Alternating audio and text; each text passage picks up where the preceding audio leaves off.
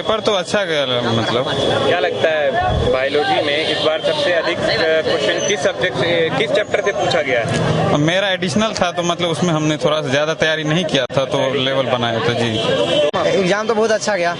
Exam अच्छा गया। हाँ। किस सब्जेक्ट का एग्जाम था आपका? एग्जाम का बायोलॉजी का सब्जेक्ट। बायोलॉजी का। तो बायोलॉजी में सबसे अच्छा मतलब कि आसान क्वेश्चन कौन सा? सबसे आसान क्वेश्चन 2 नंबरी था।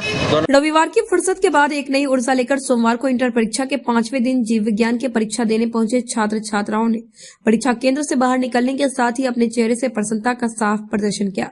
छात्रों से लेकर शिक्षक तक सभी ने कहा कि इस बार का प्रश्न पत्र बीते कई वर्षों की तुलना में सरल था। यही कारण है कि जिन छात्रों से भी हमने बात की तो सभी ने 70 में से 60 अंक लाने का सीधा दावा किया।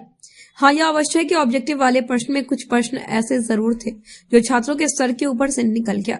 प्रसिद्ध कोचिंग संस्थान ग्रेमेटर के संचालक अनिकेत कुमार ने अपने विश्लेषण में क्या कुछ कहा, सुनिए। पेपर तो अच्छा गया, मतलब क्या लगता है बायोलॉजी में इस बार सबसे अधिक क्वेश्चन किस सब्जेक्ट से, किस चैप्टर से पूछा गया है? मेरा एडिशनल था तो मतलब उसमें हमने थोड़ा सा ज़्यादा तैयारी नहीं किया था तो लेवल बनाया था जी। तो आपको क्या लगता है कि इस बार जो है बायोलॉजी का पेपर कैसा था? आसान था, बहुत मुश्किल था या बायोलॉजी ज़्यादा ना टफ था ना आसान था, मीडियम में था बायोलॉजी। अगर कहा जाए कि कुछ बच्चे कहते हैं कि वो गेस्ट पेपर से लास्ट पेपर के एग्जाम आज दिए हैं, उस हिसाब से उनके लिए कैसा क्वेश्चन था? उनके लिए तो टफ हो सकता है क्योंकि बिना थ्योरी का कोई भी क्वेश्चन बनाना अच्छा। हाँ जी। थ्योरी पेपर टफ था कि ऑब्जेक्टिव टफ था?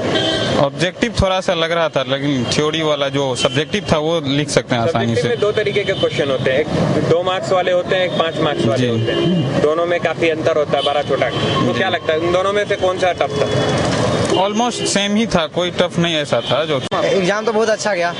एग्जाम अच्छा गया। हाँ। किस सब्जेक्ट का एग्जाम था आपका? एग्जाम का बायोलॉजी का सब्जेक्ट। बायोलॉजी का। तो बायोलॉजी में सबसे अच्छा मतलब कि आसान क्वेश्चन कौन सा? सबसे आसान क्वेश्चन 2 नंबरी था।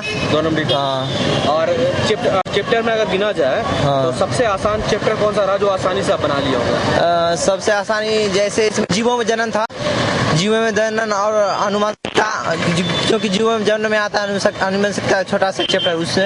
अच्छा। हाँ। जो टफ, जो ज्यादा लगा हो कि आपको टफ लगा हो? हाँ, तो ऑब्जेक्टिव क्वेश्चन था जो ज्यादा थोड़ा हार्ड था। हाँ, उसमें बहुत कंफ्यूजन था, जो उसमें जिसमें आंसर 2 सही था बट कंफ्यूज हो गए थे कि कौन मारे। उस क्वेश्चन का नाम बताना चाहोगे?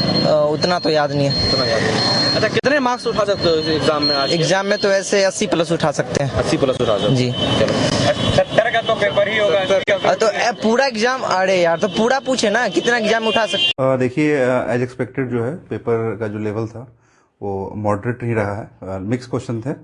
कुछ क्वेश्चंस जो थे बस एनसीईआरटी से बाहर मुझे दिखे, और बाकी सब क्वेश्चन अगर कोई बच्चा थॉरली एनसीईआरटी की किताब अगर पढ़ेगा तो डेफिनेटली 95% से ज़्यादा क्वेश्चन सॉल्व कर लेगा। तो मेरे अकॉर्डिंग पेपर जो है वो मॉडरेट लेवल का था और आसानी से करने लायक था। बच्चे, एक सवाल है बच्चों का जो हम लोगों ने बात किया उसके मुताबिक बच्चे कह रहे हैं कि सवाल कहीं से भी आ जा रहा है, इस बार का क्या कहेंगे उसको लेकर? क्या देखिए, उसमें क्या है ना कि बिहार बोर्ड की तरफ से ऑलरेडी इतना ऑप्शन दे रखा है, जैसे 70 ऑब्जेक्टिव क्वेश्चन, उसमें बस 35 करना है।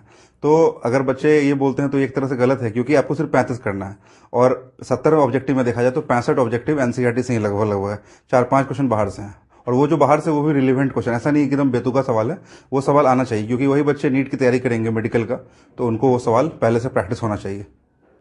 बच्चे इस एग्जाम में आज का जो बायोलॉजी का वो उसमें तकरीबन कितना नंबर उठा पाएंगे 70 में से? देखिए, पेपर जो था वो मॉडरेट लेवल का था। कोई भी बच्चा अगर एनसीईआरटी पढ़ेगा, क्योंकि इतने सारे जो ऑप्शंस है ना कि आपको मतलब बहुत ज्यादा ऑप्शन में कम करना है क्वेश्चन को, जैसे कि 2 मार्क वाले क्वेश्चन में 20 में 10 करना है, जो 5 मार्क्स के क्वेश्चन में 6 में सिर्फ 3 करना है। तो मोर एंड लेस बच्चे लोग को सारा कुछ पढ़ा हुआ ही मिलेगा और आराम से कोई भी एक बच्चा एवरेज 60 प्लस कर लेगा 70 में स्कोर।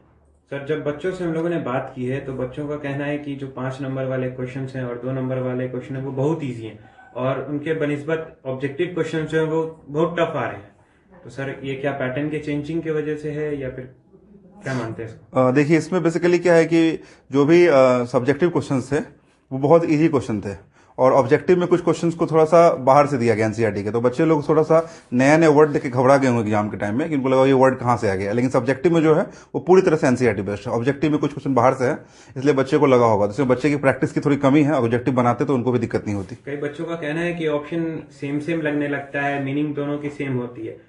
उसके हिसाब से क्या बच्चों को इस तरह की परेशानी देखिए, एक क्वेश्चन ऐसा था उसमें कि ऑप्शन दोनों बहुत क्लोज था, एक कॉल्सिशिन करके था, तो वो क्वेश्चन में था कि एक बस 2-3 वर्ड का बस डिफरेंस था, और बाकी मोर एंड लेस पेपर उस तरह का नहीं था कि लाइक बच्चे ज़्यादा परेशान होते, और पेपर एकदम बैलेंस था। अपना परिचय दिया जाए। मेरा नाम डॉक्टर अनिकेत कुमार श्रीवास्तव है, फाउंडर ग्रे मैटर दरभंगा।